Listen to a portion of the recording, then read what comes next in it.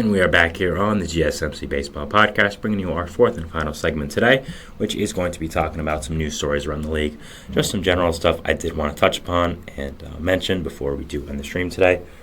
I usually do this, I want to give everyone an update around the league, what's going on. So, I think it's pretty clear, and let's get into it. So the first one we have, of course, was the big news coming out of last night, which is Tommy Pham signing with the Chicago White Sox. Pham was one of the two significant free agents left on the market, him and Brandon Belts, and we were all wondering where Tommy Pham would go. I personally had said multiple times I thought the Padres were the best fit for him. I did think that's where he would end up, but of course he did not end up there, as he went to the South Side with the Chicago White Sox.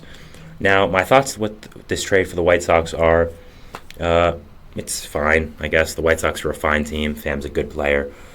He should bring a good amount of edge to this team. He should bring some good leadership to this young, hungry White Sox team. And I think that will be a good thing for them.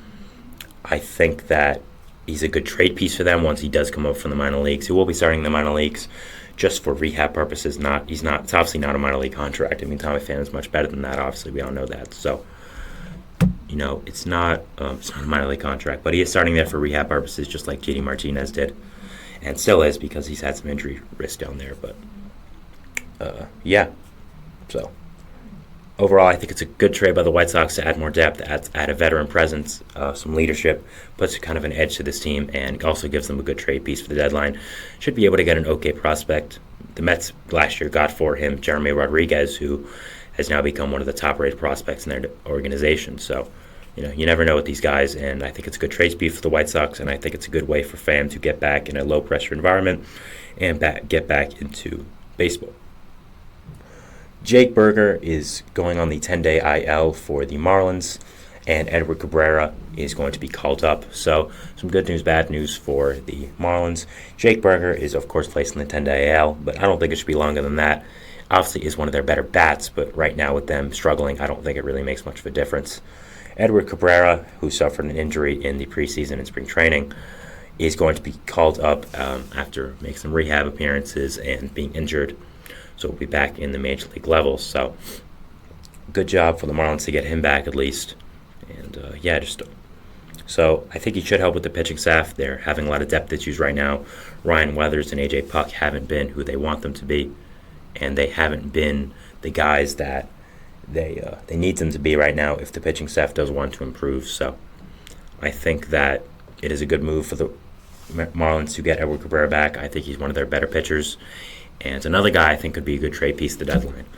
We mentioned Luzardo, but his teammate Cabrera I think could also be good. The guy was mentioned in a lot of trade rumors in baseball, so I think that also could be a good move for them. And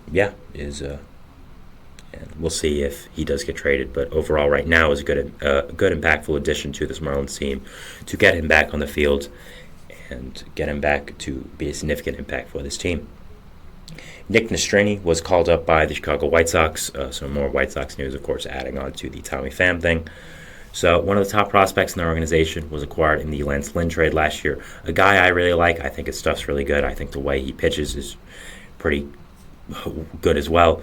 So I'm excited to watch him with his White Sox debut. I think another good young addition to this White Sox team. They're not good right now, but I think in a few years they're going to be really good. We said that about the White Sox a few years ago, and they were good only for a few years, and they hired Tony La Russa, and it went under. So, but hopefully this time it's legit, and I'm hoping that Nastrini is going to be a significant piece of this White Sox team and is going to be really, really good. So, that's all I'm hoping right now, and I think he's a really good player, and I'm excited to watch him for the White Sox and excited to see what he does end up doing for them. So, good job by them to call him up, get another young piece of this team, add some more excitement. I mean, the White Sox fans obviously want it. They don't have much to talk about right now and cheer on. So, good job for them, and hopefully Nastrini is good. The Brewers claim Corbin Martin off waivers from the Arizona Diamondbacks. Martin, a former top prospect, was acquired by the Diamondbacks in the Zach Greinke trade a long time ago. Was on waivers after he failed to make the MLB team and just was not great in the minor leagues. So I think it's a fine addition to the Brewers organization, just a fine piece of depth. They're good at these depth pieces, and they've been good at converting former top prospects to be decent players in the MLB level, and they could potentially do that with Corbin Martin if they do say something with him. I think more likely it's just a depth move and a pitching move overall to improve their depth at that position. So, yeah, fine claim by them, and I think should improve their depth going into the season.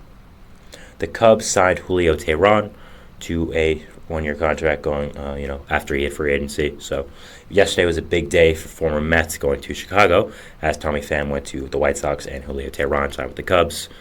So for Teheran, he just got released by the Orioles, picked up by the Mets, made one mediocre start there, then got released by them. So he's obviously looking for a home for this year. He thinks the Cubs can be that team and can be the place for him. I think they need a little bit more pitching depth. I think this is a good move. Maybe a long relief role out of the bullpen. I doubt he makes consistent starts, but could be a spot starter if someone does get hurt. So I think it was a good move by the Cubs to bring Teheran in. I think he still has some stuff left in the tank. He wasn't great with the Mets start, but he was good for the first few innings, then everything kind of unraveled in one inning. So I think could be a good addition for the right team. I think the Cubs could be the right team, and we'll definitely see what happens with him for this year and what does happen with him signing with the Cubs and what his role does end up being. So I think it's a good signing by them, a good depth move by them, and yeah. The Rangers called up Cole Winn to make his MLB debut. Cole, of course, was a former top prospect in baseball, kind of fizzled out over the last few years, but is still a quality pitcher and still a quality prospect, a guy I still think people should have eyes on. They placed Cody Bradford on the IL, which made him come up, so I'll definitely be watching this start, seeing what does happen with him and his MLB debut and his first start, so how he just performed. So definitely really excited to watch that. Hopefully he can make a name for himself after kind of falling out of luck with these prospect makers. So I think that's what the Rangers are really hoping for, just a good quality start, bring good depth to them. So I think that's really all they need right now. Next, going back to the Cubs, I missed this one. I apologize. They are calling up Alexander Canario from AAA to go to the MLB roster, of course. We don't really know what the additional move is to get him up to open up a roster spot. It has been theorized by some Cubs insiders that Seiya Suzuki could be hurt. They think he pulled a hamstring running to first base, so that would not be a good move for the Cubs. Of course, getting Suzuki hurt, but Canario is a former top prospect, was a card in the Chris Bryant trade to the Giants. I think he has a lot of potential in him. I think he's a really good athlete, swings the bat nice, so I'm interested to see what happens with him if he gets a full opportunity at the Major League level. I think he'd be really, really good, and just overall excited to watch him and excited to see how he does play. So, yeah, interested to see what his role does end up being for the Chicago Cubs, and now that he is called up for them. Next move we have is Mark Gonzalez. He has been placed on the 15-day IL for the Pittsburgh Pirates. Now, this is not good for Pirates fans, obviously, as Gonzalez was one of their better pitchers. He was a guy that I kind of crapped on the move for the Pirates. I was like, okay, this isn't a good move. You want to be good? Well, we need to get better additions than him, Bailey Falter, and Martin Perez. But at the same time, of course, he was still a big piece for you guys, and he was still, of course, he's been really good, is what I'm trying to say. I didn't think he'd be good for the Pirates, but he has been really good, and he started the season off well, putting together some really quality starts for them. So, yeah, not a great sign there. Of course, you don't want to see this happen, but I don't think he should be in the IL for too long. I don't think it's a significant injury. It seems just to be more of something that he has to deal with right now, and he'll be back relatively soon. So, yeah. That's it for the Pirates right now. Again, they're hoping it isn't too serious. I don't think it should be. I think it should just be something that he's dealing with right now and should be back after maybe missing 2 or 3 starts. We'll see who the Pirates call up to open up his role. And, yeah, right now it is a forearm strain, which, of course, isn't the best-case scenario for him. If it does become worse, we'll see.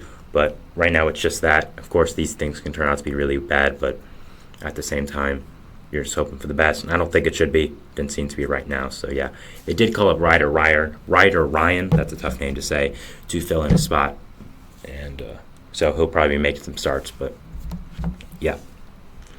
Next, we have Bobby Miller being placed on the 15-day IL for the Dodgers. Also, Emmett Sheehan being shut down but they did call up Walker Buehler, so after his injury, and he's finally back. So some good and some bad for the Dodgers here. You're losing some of the younger starters like Miller and Sheehan, who are going to be big parts of your rotation this year, but they shouldn't be that significant. And you're also getting Walker Buehler back from injury, so after they played it slow with his rehab going off of Tommy John. So yeah, I'm really excited to watch Buehler again. He's been out for too long, and he's a really, really exciting pitcher when he's healthy and on the mound. So definitely going to be watching him. Definitely really excited to see what does end up happening with him. And yeah, just overall really excited to watch his comeback with the Dodgers.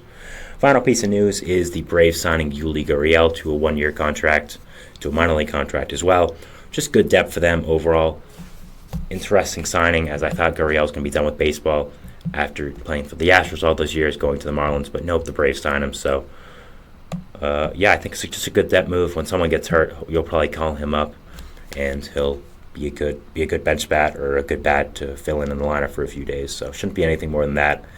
And it's just a good depth move, and it seems like he's trying to give it one last turn with baseball. So yeah, something interesting to watch here, especially if you're an Astros fan, a fan of Yuli, and you want to see what happens with him and what happens with his career. So yeah, that is it for our show today, guys. Thank you so much for watching.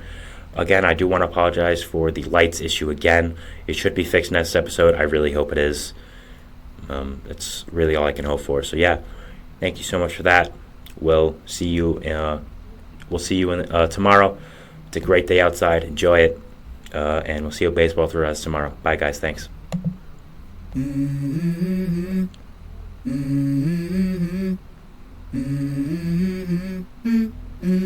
Let's go.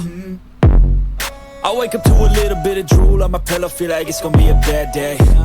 Yeah, I'm tired of shit, and the coffee ain't hit yet, damn, ain't that great. I don't wanna go